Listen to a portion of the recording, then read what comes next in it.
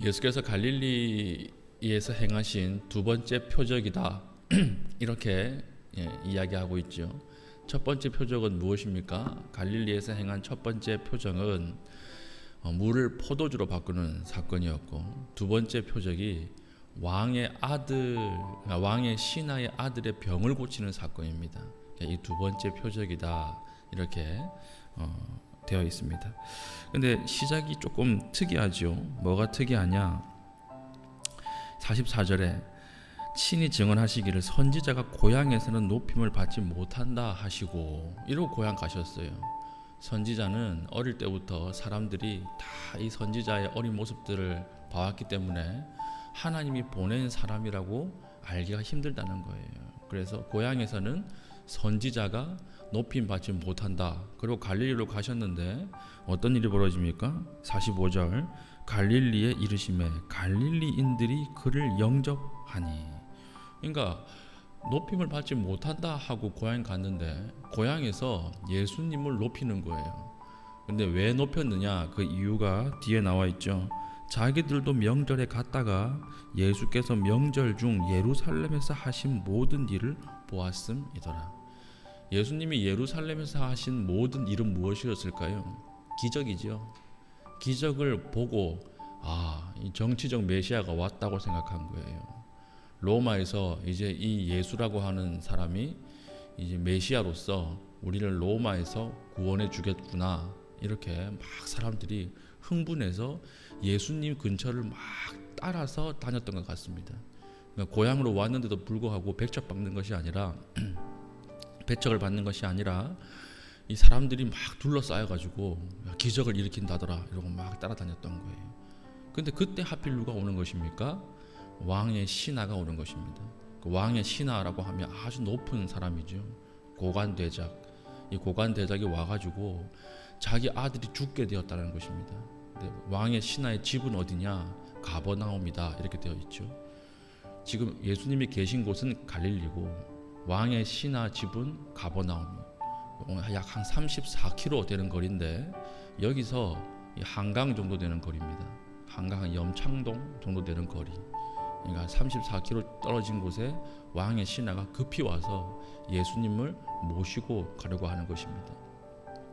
오셔서 제발 우리 아이 좀 살려주십시오. 우리 아들이 죽어갑니다. 살려주십시오. 이렇게 이야기하는 것입니다. 그러니까 예수님께서 뭐라고 얘기하십니까? 48절 예수께서 이르시되 너희는 표적과 기사를 보지 못하면 도무지 믿지 아니하리라. 이건 누구한테 한 말일까요? 예수님을 따라다녔던 주변 사람들한테 하는 말이에요. 그러니까 왕의 신하가 와서 병 좀 고쳐주십시오 이렇게 얘기하니까 주변에 있던 군중들이 뭐라고 생각을 했냐면, 야, 이제 병도 고치나 보다, 이제 살리나 보다, 이러고 막 웅성웅성대기 시작하는 거예요. 그러니까 예수님이 이제 짜증이 나신 거지. 짜증이 나가지고 야, 너희들은 기적이 아니면 믿지를 못하니? 이렇게 얘기하면서 특별히 왕의 신하 아이를 고칠 때는 안 가요. 그렇죠. 안 가지고 뭐라고 말씀하십니까? 내 아들이 나았다, 이렇게 말씀으로만 얘기하시는 거예요. 말씀으로만 딱 얘기를 하니까 이 왕의 신하가 이 말씀을 믿고 내려간 것입니다. 말씀을 믿고 내려간 거예요. 이게 어디에 나와 있습니까? 우리 51절 보십시오. 50절 예수께서 이르시되 가라, 내 아들이 살아있다 하시니 그 사람이 예수께서 하신 말씀을 믿고 가더니. 그러니까 말씀을 믿고 간 거죠. 그러니까 51절 내려가는 길에 그 종들이 오다가 만나서 아이가 살아있다 하거늘 그 낫기 시작한 때를 물은즉 어제 7시에 열기가 떨어졌나이다 하는지라. 이게 핵심이에요. 어제 7시에 떨어졌다 하는지라. 그럼 이 왕의 신하가 언제 갔다는 것입니까?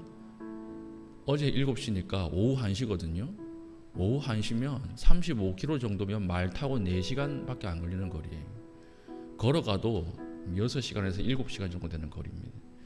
근데 바로 가지 않고 어떻게 했죠? 그 다음날 간 것입니다. 그럼 이게 무슨 말일까요? 낫겠다 한 그 말을 믿은 거예요. 예수님의 기적이 눈앞에서 벌어지지 않고 기도의 응답이 눈앞에서 벌어지지 않아도 말씀에 의지해서 어떻게 한 것입니까? 그 다음 날 간 것입니다. 내려가고 있는데 올라오던 자기의 종을 만나죠. 당신의 아들이 살았습니다. 이렇게 얘기하니까 이제 믿음을 확인하는 거예요. 야, 언제쯤 나왔느냐 그러니까 어제 오후 1시에 열이 떨어지기 시작했습니다. 이렇게 하죠. 그때가 언제예요? 예수님이 내 아들이 나았다 이 얘기를 하신 그 순간이었다는 거예요. 이 말을 듣고 이 믿음이 이제 폭발한 거예요. 그래서 어떻게 마무리됩니까? 자기뿐 아니라 온 가족이 다 믿더라 이렇게 이야기를 하고, 이것이 바로 갈릴리 가나에서 행하신 두 번째 표적이다 이렇게 이야기하는 것이죠. 오늘 우리에게 주시는 하나님 메시지가 무엇일까요? 바른 신앙은 무엇이냐? 기적으로 사는 것이 아니라 말씀으로 사는 거예요. 우리 많은 순간에 능력 있는 신앙생활을 하기 위해서는 기적이 많아야 한다고 생각합니다. 기도 응답이, 기도하면 잘 들어주는 사람들이 있죠. 응답이 잘 되는 사람들, 이런 사람들이 능력 있게 신앙생활을 할 수 있다고 생각하지만 그렇지 않은 경우가 훨씬 많습니다. 우리가 기적으로 나아갔던 이스라엘은, 항상 기적을 경험했던 이스라엘은 광야에서 다 죽었어요.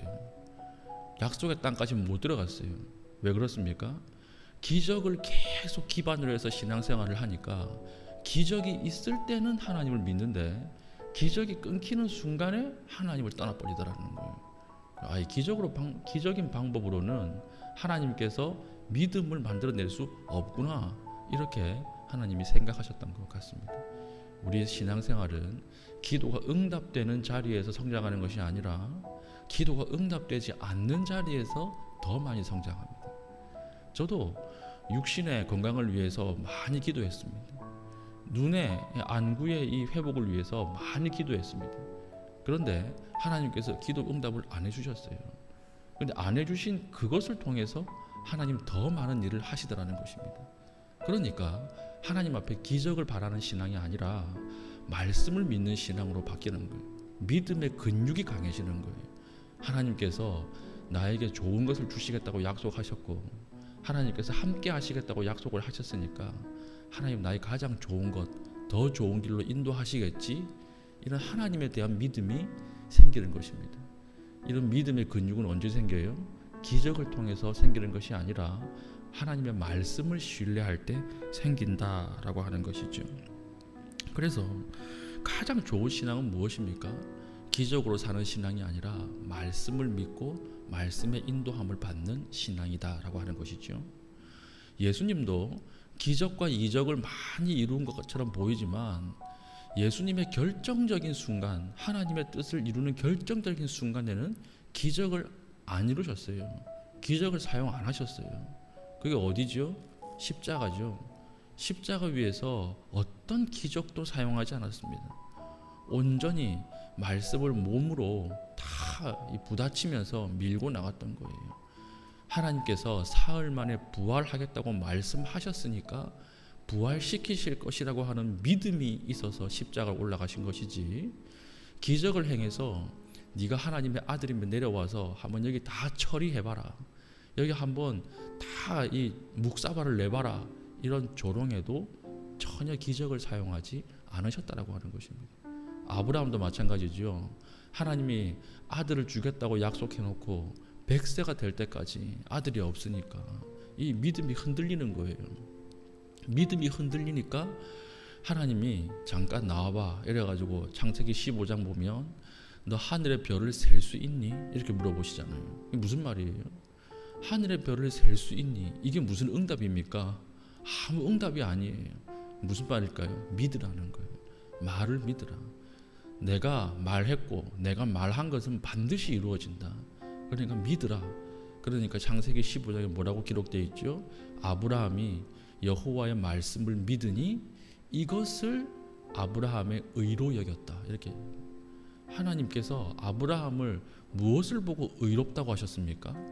말씀을 믿는 신앙, 이 신앙을 보고 의롭다 이렇게 말씀하신 것입니다.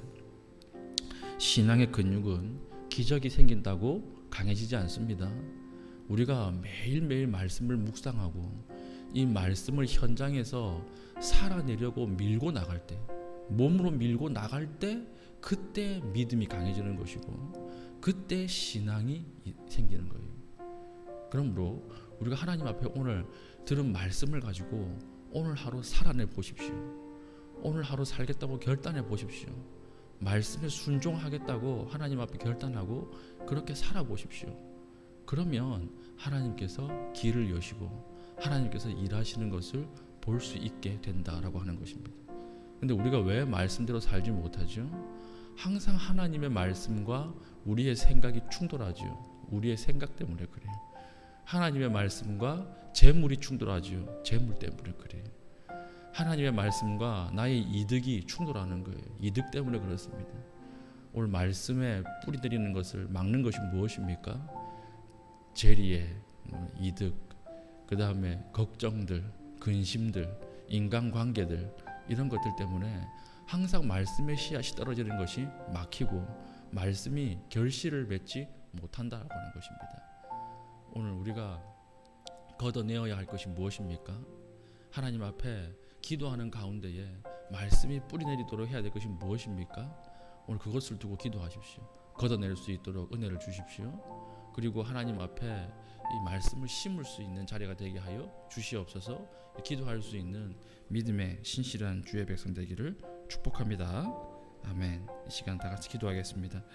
기도할 때 하나님 말씀의 능력이 있음을 믿고 언제나 말씀을 따라 살아갈 수 있는 하루 되게 하여 주시옵소서. 기도하신 이후에 개인적인 기도의 제목을 가지고 기도하시고 자유롭게 돌아가시겠습니다.